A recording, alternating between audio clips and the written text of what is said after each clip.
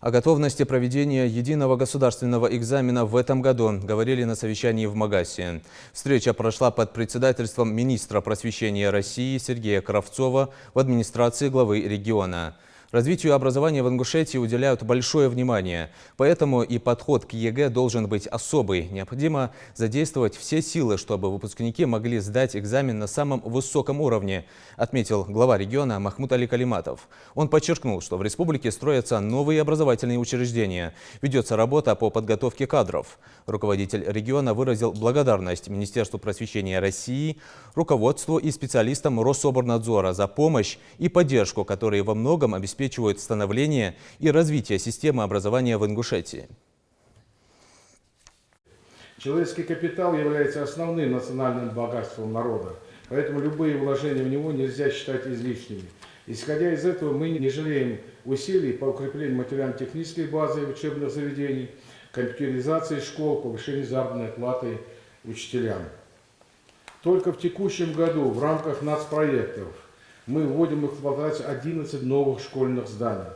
В общеобразовательных организациях создано 17 центров для дополнительного образования детей.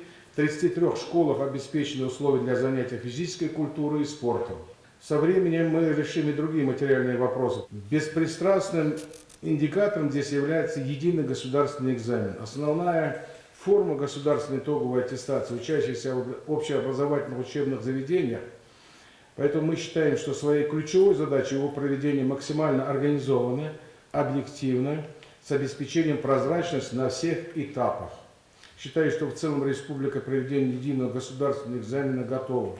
Тем не менее, необходимо принять дополнительные меры, которые позволят провести государственную итоговую аттестацию 2020 года на высоком качественном уровне. Большая работа в Республике Ингушетия ведется по строительству новых школ, новых детских садов, учреждений дополнительного профессионального образования.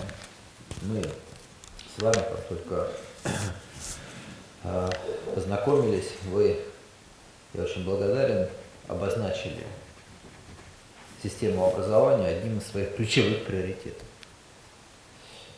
Это очень важно, потому что мы все прекрасно понимаем, насколько образованы наши дети, воспитаны, зависит будущее нашей страны, будущее Республики Ингушетия.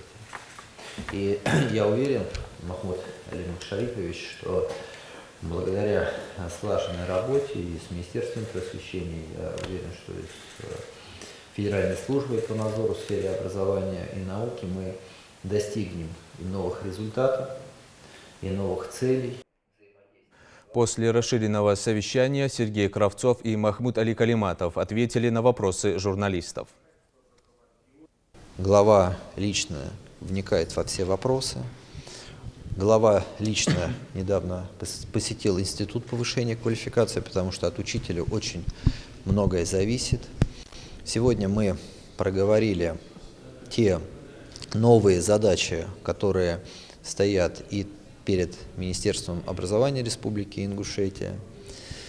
Это и строительство школ, это работа с отстающими детьми, это подготовка к проведению единого государственного экзамена.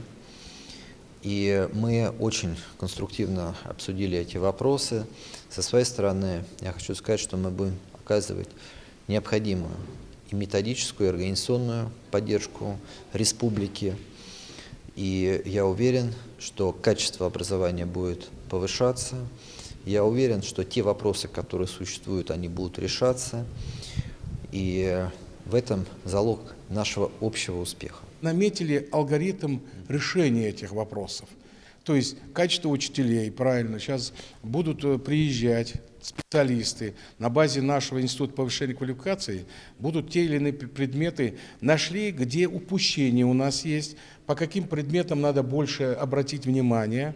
Поэтому я, честно, сегодня удовлетворен совещанием и благодарен еще раз Сергею Сергеевичу, Рособорнадзору, в части того, что мы видим дорожную карту, куда нам и как нам что-то делать.